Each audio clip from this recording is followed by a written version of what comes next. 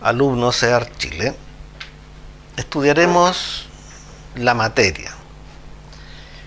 ¿Qué es lo que es este mundo que observamos?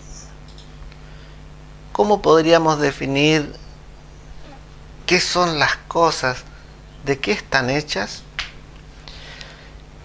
Todo lo que nosotros podemos ver se llama materia. Y ha sido un largo proceso el tratar de comprenderla, a pesar de que es algo que vemos todos los días. Nuestro propio cuerpo es materia. Y la explicación de esto podemos encontrarla desde la antigüedad. Alrededor del año 600 antes de Cristo, Leucipo y Demócrito intentaron comprender la naturaleza de las cosas. Me refiero a los cerros, el aire, el agua, las rocas, nuestro cuerpo, este lápiz, a todas las cosas. Y ellos pensaron de que si nosotros dividíamos infinitamente las cosas, por ejemplo, partir este lápiz en dos partes y luego una de las partes volverla a partir y así, finalmente íbamos a llegar a que no iba a quedar nada, entre comillas, iba a quedar una partícula diminuta, ínfima, invisible a los ojos. Y a esa partícula los griegos le pusieron átomo.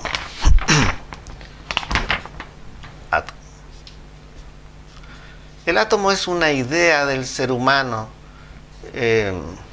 que, como digo, lo pensaron los griegos. Átomo significa sin división.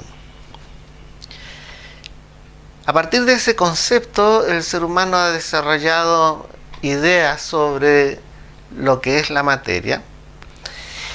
Y ellos pudieron enunciar algunos conceptos ya desde muy temprano.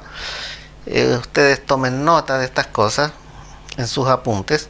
La materia está formada por átomos. Segunda conclusión, existen distintos tipos de átomos. Eso significa que los átomos que constituyen esta pizarra son o pueden ser distintos a los átomos que constituyen nuestro cuerpo. Otra conclusión importante, posterior, es que los átomos se mueven. A pesar de que nosotros vemos los objetos inertes, los átomos que los constituyen pueden moverse. Además, los átomos, esas partículas pequeñas, indivisibles, invisibles, se juntan entre sí para formar compuestos. Por ejemplo, el agua no es un átomo, es un compuesto. Y si lo anotamos científicamente, sería H2O, famosa expresión química para denominar al agua. Esta significa que un átomo de oxígeno se junta con dos átomos de hidrógeno. Esto sería un compuesto también llamado molécula. Si nos preguntan qué es lo que es un átomo y qué es lo que es una molécula, ustedes deben recordar que las moléculas están constituidas por átomos. Y observen que un átomo se llama oxígeno y el otro se llama hidrógeno. Son dos tipos de átomos distintos. No solo hay un átomo, hay muchos. Otro ejemplo de los átomos que se juntan es el dióxido de carbono, CO2. Está muy famoso en nuestros días el dióxido de carbono porque es el responsable del efecto invernadero, del calentamiento planetario. Este gas se forma naturalmente, pero también artificialmente, y dice que dos átomos de oxígeno se juntan, se mezclan con un átomo de carbono. Esto nos hace reflexionar algo, que en general esas partículas diminutas que hablaba Leucipo y Demócrito, el átomo, en general nunca en la naturaleza los encontramos solos. Siempre están mezclados, formando compuestos.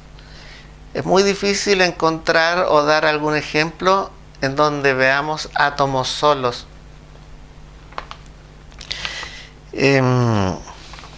Podemos decir entonces que los átomos se juntan para formar compuestos o moléculas. Millones de millones de millones de moléculas juntas ya pueden formar un pequeñito pedazo de materia observable. Se requiere a muchas moléculas para ya poder ver algo de materia. Ahora, conversamos que la materia pocas veces la veremos como sustancias puras, sino que siempre será una mezcla de átomos. Además, la materia en general nunca está constituida solo de un compuesto, sino de varios compuestos. Está todo mezclado en la naturaleza. Aquí anoté unos ejemplos cotidianos de ver cómo la materia no está en estado puro, sino que siempre está mezclada. Tenemos, por ejemplo, una roca, las piedras. Las piedras son una mezcla de minerales, de silicatos, en fin. Tenemos el aire. El aire, esta sustancia invisible en la cual nosotros nos encontramos sumergidos y que respiramos, es una mezcla de gases. No solo contiene oxígeno, sino que contiene nitrógeno, gases nobles, argón, humedad, vapor, micropartículas, en fin, una mezcla grande de cosas. ¿Para qué hablar del mar? El mar no solo es agua, H2O. El mar tiene una infinidad de productos disueltos, es una mezcla. Tiene sales minerales, tiene sal, la sal que nosotros usamos para saborizar nuestros alimentos, tiene bichitos, ¿cierto? Microorganismos, organismos grandes, peces, en fin, es una mezcla. El sol también es una mezcla. A pesar de lo que muchos creen, el sol no es un sólido, no es sólido. No lo podemos tocar así como yo toco esta pizarra. Si yo pusiera las manos en el sol, sin quemarme, obviamente, mi mano se hundiría en el sol. El sol es gaseoso. Y el sol está compuesto por una infinidad de gases. Y aquí la materia está en forma de partículas. No podríamos decir que existen ni siquiera átomos. El cobre es muy importante para nosotros y tampoco se encuentra puro. Cuando se extrae el cobre, este viene mezclado con muchos compuestos, y a su vez el cobre viene pegado siempre al oxígeno, es un óxido. En otros países es sulfatado. Aquí también hay cobre sulfatado, pero en general hay que liberarlo de lo que tiene, a lo que está adosado. Está mezclado. No es fácil extraer el cobre. Hay que hacer unos procesos para sacarlo. El petróleo nos origina una serie de elementos que nosotros usamos en la vida diaria. Tenemos, por ejemplo, del petróleo sacar parafina, gasolina, perfumes,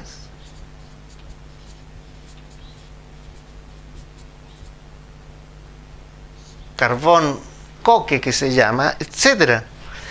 Todo eso lo podemos extraer del petróleo.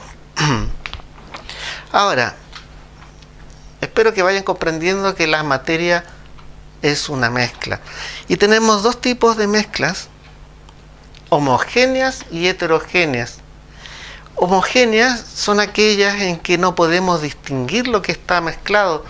Por ejemplo, cuando se prepara un jugo en sobre. Voy a dibujar aquí un jarro. Ahí. Y echamos agua y un sobre en polvo. Y lo revolvemos muy bien.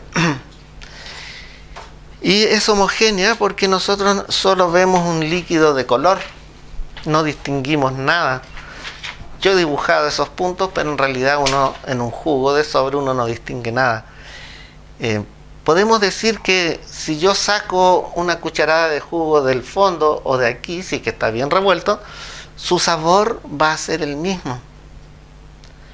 Eso técnicamente se dice que tiene una densidad constante. Mezclas heterogéneas tenemos. Vamos a dar otro ejemplo alimenticio: una cazuela. Ahí tenemos un caldito, acá habrá, por ejemplo, papas, acá una presa de algún, por ejemplo, de pollo. Ahí.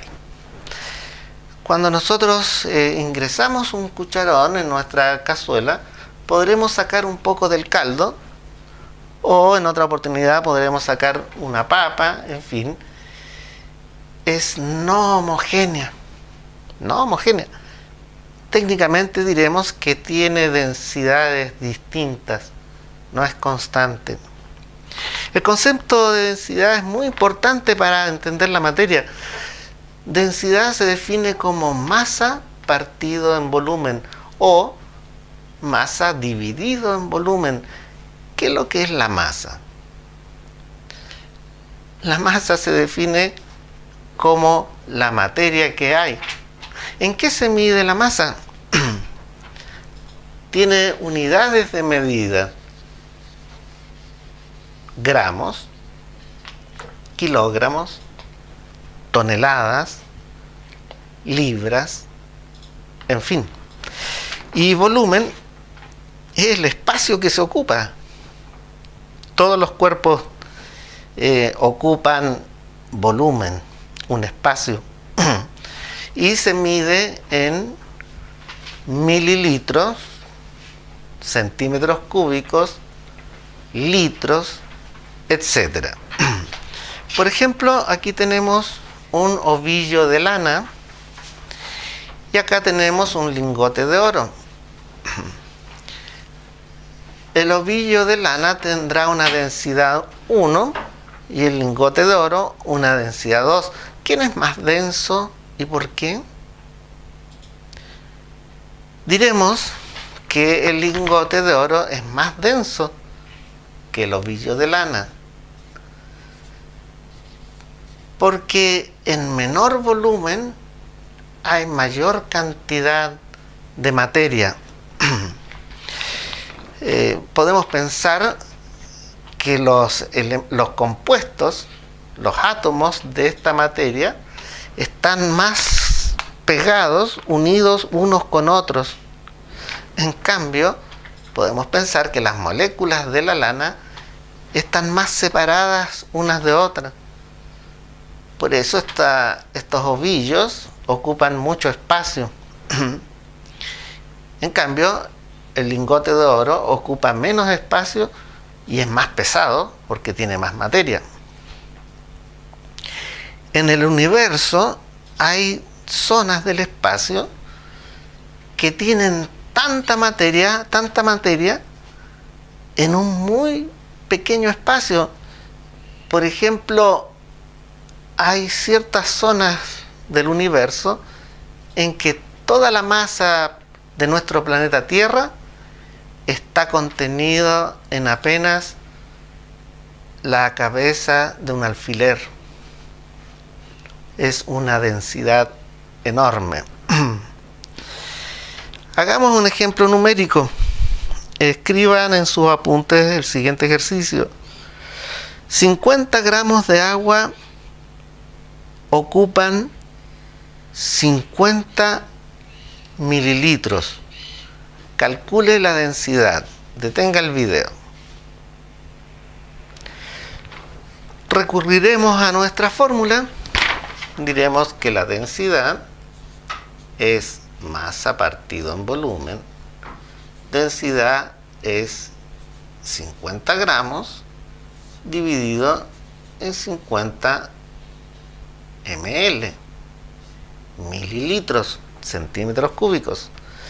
50 dividido en 50 es 1. 1 gramo partido en mililitro. Deberíamos saber de memoria que la densidad del agua es 1 gramo partido en mililitro.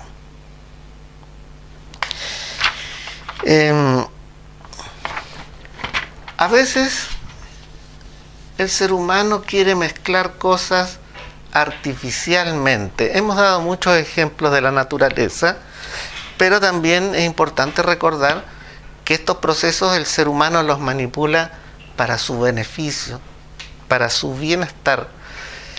Y a veces queremos mezclar cosas para obtener otras. Podemos mezclar, por ejemplo, sólidos con sólidos.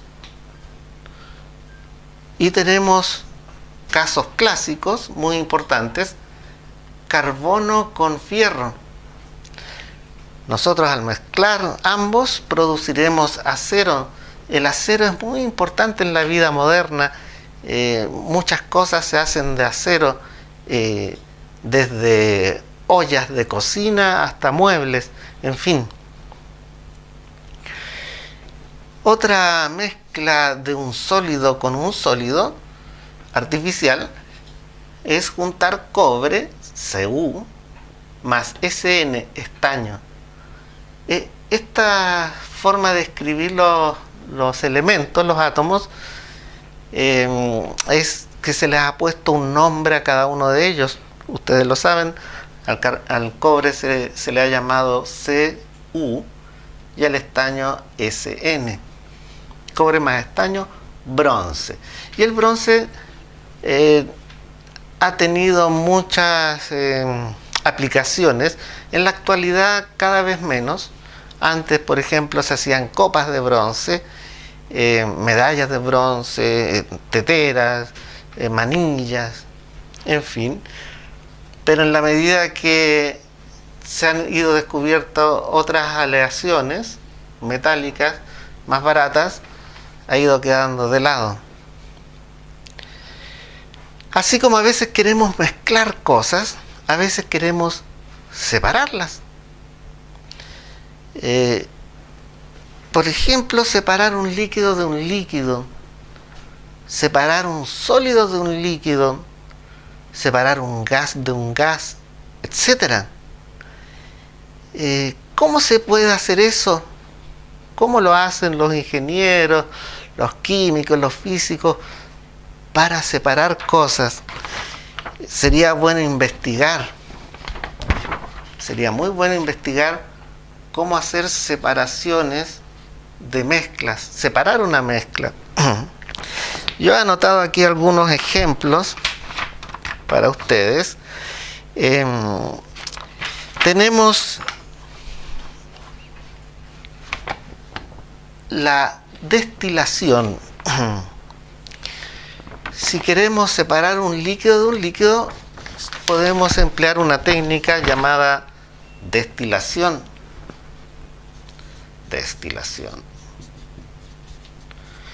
La destilación consiste en poner un recipiente aquí con un líquido y aplicar calor. Imaginemos que esto es un fuego aquí. Le aplicamos calor. Lo que sucede es que el líquido más liviano se evapora primero y el líquido más pesado, por decirlo de alguna manera, necesita más calor para evaporarse. Entonces el líquido liviano se evapora y podemos poner una campana, y al llegar a esta campana se condensa. El paso de vapor a líquido se llama condensación y empieza a escurrir aquí y se forman unas gotitas que las podemos recoger en otro recipiente, y el líquido que obtengamos aquí será distinto de esta mezcla, y puedo volver a repetir el proceso con estos líquidos, volver a calentarlos, volver a evaporarlos y hacer una destilación más pura. Ese es un proceso habitual para separar líquidos, la destilación. Existen otros procesos. La evaporación es una técnica que uno puede hacerla hasta en la casa para separar, por ejemplo, la sal del agua. Imaginemos, tenemos sal de mar y queremos separar el sólido del líquido. Evaporamos con calor, aplicamos un fuego aquí, puede ser con un mechero. Esto hay que hacerlo en un laboratorio en realidad, no conviene hacerlo en la casa. Y se evapora el líquido, y yo sé que ustedes han observado muchas veces que queda un residuo aquí en las paredes, queda un residuo blanco. Ese residuo es la sal. ¿Qué otra técnica de separación? Hay una técnica que se llama precipitación. Precipitación. Esto se puede lograr de varias maneras. Precipitar significa que si ustedes tienen una mezcla, también llamada solución, nosotros podemos agregar un reactivo. Un reactivo es una sustancia que va a producir ahí una reacción química, y esa hace que se formen unos cristales y se depositen en el fondo del vaso. Hay otras maneras también de formar un precipitado, cambiando la temperatura, por ejemplo, bajando la temperatura o aumentándola, también añadiendo ciertos materiales, podemos lograr el efecto de precipitación. Una pregunta interesante aquí es ¿cómo separar un gas de un gas? Está muy difícil, ¿cierto? Averigüen cómo separar un gas de un gas. La materia en general no es estable. La materia se transforma. Por ejemplo, tenemos el carbón. El carbón, antes de ser carbón, ¿qué es lo que era? ¿Y cómo se transformó en eso? Por ejemplo, cuando nosotros hacemos un asado, compramos carbón. Yo sé que existen ahora otras maneras de hacer asado, pero el asado tradicional es con carbón. Se enciende y se transforma ¿en qué? En ceniza, humo y, lo más importante, energía, calor, que es lo que nos sirve para cocinar las comidas. La arena, ¿cómo se forma la arena? ¿De dónde apareció la arena de las playas? Bueno, podemos suponer que el fuerte oleaje que golpea las rocas finalmente termina moliéndolas y la corriente lleva las partículas livianas de arena hacia la playa. También está la acción del viento, la erosión. Notarán ustedes que estos dos ejemplos de transformación de la materia son distintos. Uno es un cambio físico y el otro es un cambio químico. ¿Cómo los distinguiremos? El cambio químico es algo que se transforma en otra cosa. Por ejemplo, el carbón se transformó en ceniza. En cambio, la arena sigue siendo roca, solo que más pequeñita. Cambio químico, el carbón, y arena, cambio físico, como ejemplo. Si el cambio es químico, en general lo representamos por una ecuación química, en donde tendremos reactivos a la izquierda y productos a la derecha, y entre medio se los separa con una flecha. Esto significa que el producto, el reactivo, pasa a un determinado tiempo, que puede ser un segundo o puede ser un año, no sé, pasa un tiempo y se transforma en un producto. Es un cambio químico porque al principio había A y luego hay B. He anexado a esta clase videos complementarios muy interesantes, véanlo, y material complementario con preguntas y ejercicios.